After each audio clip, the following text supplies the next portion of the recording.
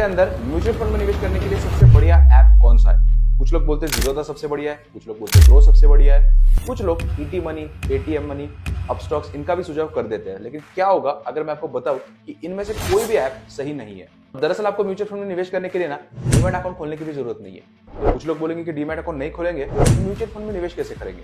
तो आज की इस वीडियो में मैं आपको 3 अलग तरीके बताऊंगा म्यूचुअल फंड में निवेश करने के, और उसी के साथ साथ ये भी बताऊंगा कि कब आपको डीमैट अकाउंट खोलना चाहिए और कौन सा डीमैट अकाउंट बेस्ट है। अब सबसे पहले मैं एक मिथ क्लियर करना चाहूंगा कि जो लोग बोलते हैं कि आपको डीमैट अकाउंट खोलने की जरूरत है म्यूचुअल फंड में निवेश करने के लिए, तो बिल्कुल सच नहीं है। ये बातें उन्होंने फैलाई है जिनको कमीशन मिलता है डीमैट अकाउंट ओपन करने का। और आपकी जानकारी के लिए बता दूं कि इनको हजारों में कमीशन मिलता है एक डीमैट अकाउंट ओपन करने का। उसके बाद अगर आप डीमैट अकाउंट ओपन करोगे तो आपकी जिंदगी में ना स्ट्रेस बढ़ने ही वाला है, क्योंकि एक तो आपको डीमैट अकाउंट ओपन करने के चार्जेस देने पड़ेंगे, उसके बाद इसके मेंटेनेंस के लिए आपको चार्जेस देने पड़ेंगे। ये तो फिर भी ठीक है, लेकिन डीमैट अकाउंट ओपन करने का एक सबसे बड़ी प्रॉब्लम है जो मैं आपको बताना चाहता हूँ। तो जब भी आप अपने म्यूचुअल फंड के यूनिट्स को बेचते हो तो वो पैसा आता है आपके ब्रोकरेज खाते में, और वहां से आपको पैसे ट्रांसफर करने पड़ते हैं अपने बैंक खाते में। और मान लीजिए कि किसी कारणवश खुदा न खास्ता इसी के बीच में जो डीमैट अकाउंट होल्डर है उसकी मृत्यु हो जाती है, तो उनके लीगल हायर को पैसे विड्रॉ करने के लिए एक नया डीमैट अकाउंट खोलना पड़ेगा। तो जो अकाउंट होल्डर है उसका डेथ सर्टिफिकेट सबमिट करना होगा, और फिर जो यूनिट्स है वो नए वाले अकाउंट में ट्रांसफर करने पड़ेंगे। और ये तो सिर्फ मैं अभी अच्छे डीमैट अकाउंट्स की बात कर रहा हूँ। ये भी कुछ कंपनी है जो कि आपको डायरेक्टली म्यूचुअल फंड में निवेश करने का मौका नहीं देती, बल्कि वो आपको रेगुलर फंड्स में निवेश करने का मौका देती है। लेकिन अगर आपको म्यूचुअल फंड और रेगुलर फंड्स में फर्क नहीं पता है तो मैं कृपया आपसे कहना चाहूंगा कि आप इसमें का जो फर्क है वो पहले जान लो, क्योंकि अगर आपको निवेश करने से पहले ये नहीं पता है तो अपना अच्छा खासा नुकसान करवा लो। अब यहाँ पर जो प्लेटफॉर्म्स आपको डायरेक्ट फंड में निवेश करने का मौका नहीं देते उनको तो मैं आंख बंद करके रिजेक्ट कर दूंगा। उनमें से कुछ एग्जांपल्स है आईसीआईसीआई डायरेक्ट, फंड्स इंडिया वगैरह वगैरह। अब डीमैट अकाउंट के साथ सबसे बड़ी और आखिरी समस्या ये है कि क्या होगा अगर आपने डीमैट अकाउंट खुलवा लिया तो उसके बाद उन्होंने टर्म्स एंड कंडीशंस को चेंज कर दी। अब क्योंकि आपका पूरा पोर्टफोलियो उनके साथ लिंक्ड होगा तो आप भी बोलोगे क्या आप चेंज करते बैठे, जो बोल रहे हो चुपचाप मान जाओ। अब ये मैं अपने मन से नहीं बोल रहा हूँ, लेकिन ये पिछले साल सच में हुआ था। पेटीएम मनी ने अपने पूरे मॉडल को चेंज कर दिया था और बजाय फंड्स को डायरेक्टली ऑफर करने के उन्होंने बीएसई स्टार के साथ टाइप कर लिया था। इसको अगर शॉर्ट में बताऊं तो वो ब्रोकर से सब ब्रोकर बन गए थे, और इसी कारण उनके सारे कस्टमर्स को री-केवाईसी करनी पड़ी थी। और आगे जाके मुझे ऐसा लग रहा है कि वो अपने डीमैट अकाउंट के लिए चार्जेस लेना शुरू कर दे। और ऐसा मैं इसलिए बोल रहा हूँ कि जो सब ब्रोकर होता है उसको अलग से खुद की कॉस्टिंग होती है, जो कि आखिरकार वो रिकवर करेंगे आप जैसे और मेरे जैसे कस्टमर्स। तो अब सवाल आता है कि डीमैट अकाउंट नहीं तो फिर क्या? तो याद है मैंने आपको शुरुआत में कहा था मैं आपको 3 पर्याय बताने वाला हूँ। तो उसमें से सबसे पहला पर्याय ये है कि आप डायरेक्टली उस म्यूचुअल फंड की वेबसाइट पे जाके निवेश कर सकते हो। फॉर एग्जांपल, अगर आपको क्वांट इंडिया स्मॉल कैप में निवेश करना है तो आप क्वांट इंडिया के वेबसाइट पे जाके उसमें निवेश कर सकते हो। लेकिन इसमें एक दिक्कत ऐसी है कि आपको हर एक वेबसाइट पे जाके हर एक म्यूचुअल फंड में निवेश करना होगा, और उसके बाद सारे वेबसाइट का डेटा जैसे कि पासवर्ड वगैरह याद रखना होगा, तो इसमें दिक्कत हो जाएगी।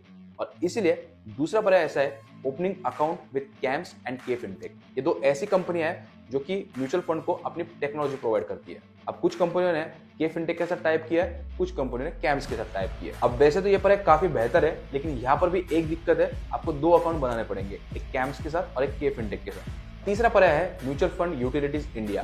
ये एक इनिशिएटिव है म्यूचुअल फंड कंपनियों का, और इन सब ने मिलकर इसको बनाया है। तो जाहिर सी बात है कि यहाँ पर आपको सारे फंड्स मिल जाएंगे, लेकिन इसमें भी एक खामी है कि इसका जो यूजर इंटरफेस है वो इतना अच्छा नहीं है जितने कि आजकल की एप्स का है, लाइक ग्रो और अपस्टॉक्स का। तो इसीलिए मैं आपको एक लास्ट बोनस ऑप्शन दे रहा हूँ, और इसका नाम है एमएफ सेंट्रल।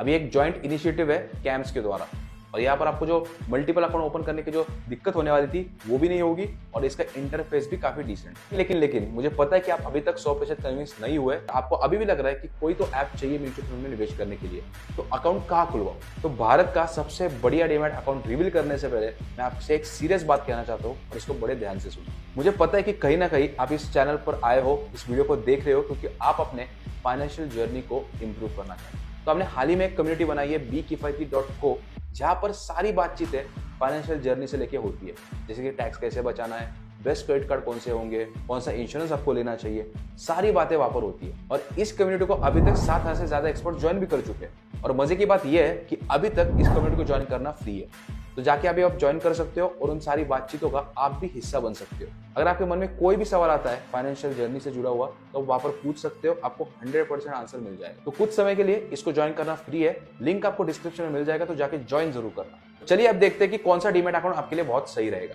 तो जैसे कि मैंने आपको बताया कि अगर आप सिर्फ म्यूचुअल फंड में निवेश करना चाहते हो तो जीरोधा कॉइन और अपस्टॉक्स इनको मैं रेकमेंड नहीं करूंगा, क्योंकि ये आपके यूनिट्स को अलग से डीमैट अकाउंट में होल्ड करते हैं, जिसकी कोई जरूरत नहीं होती। उसके बाद मैं आपको आईसीआईसीआई डायरेक्ट भी रिकमेंड नहीं करूंगा, जैसे कि मैंने आपको वीडियो की शुरुआत में बताया था। तो अब आपके पास बचते हैं 3 पर है, ग्रो, कुबेरा और एटी मनी। और अगर आपका निर्णय फिक्स है कि आपको सिर्फ म्यूचुअल फंड में ही निवेश करना है तो मैं कहूंगा आप जा सकते हो कुबेरा और ग्रो के साथ। दोनों के अलग अलग मुनाफे हैं।